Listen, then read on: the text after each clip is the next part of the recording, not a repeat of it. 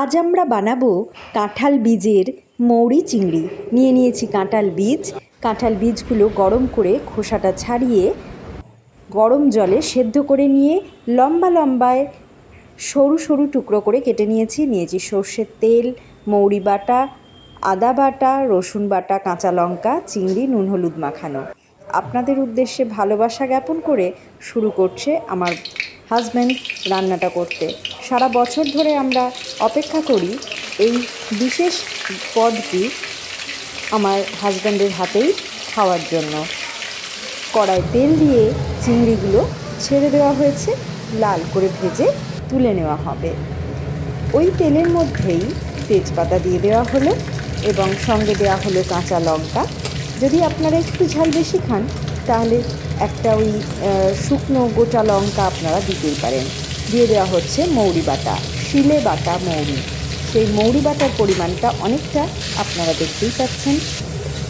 ভালো করে কষিয়ে নেওয়া হচ্ছে। এরপর এর সাথে আমরা দিয়ে নেব অল্প একটু আদা বাটা আর দিয়ে নেব রসুন বাটা। রসুনের পরিমাণ আদার প্রায় দ্বিগুণ হবে। সঙ্গে দিয়ে নিচ্ছি একটু জিরে গুঁড়ো, একটু ধনে গুঁড়ো, একটু হলুদ গুঁড়ো এবং পরিমাণ মতো নুন।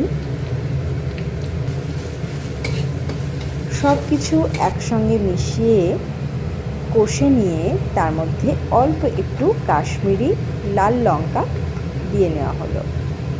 সঙ্গে ওই সেদ্ধ করে সরু সরু করে কেটে রাখা কাঁঠাল বীজগুলি দিয়ে নিয়ে ভালো করে মাখিয়ে কষিয়ে নিয়ে অল্প একটু জল দিয়ে নেওয়া হচ্ছে। তাতে কি হয়, ওই মশলা এবং উপাদান সব একেবারে মিলেমিশে একাকার হয়ে যায়। ভালো করে কষিয়ে তেল ছেড়ে উঠলে ভেজে রাখা চিংড়িগুলো এর মধ্যে অ্যাড করে নেব এবং ভালো করে মিশিয়ে নেব। একটু ফুটতে দেব, ঘটিদের বাড়ি, তাই অল্প একটু চিনি মাস্ট। বাটিতে নিয়ে নেওয়া হচ্ছে।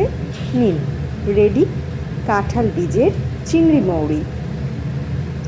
শুকনো পরোটা সহযোগে আপনারা সকলে ডিনার করে নিন। শুভরাত্রি।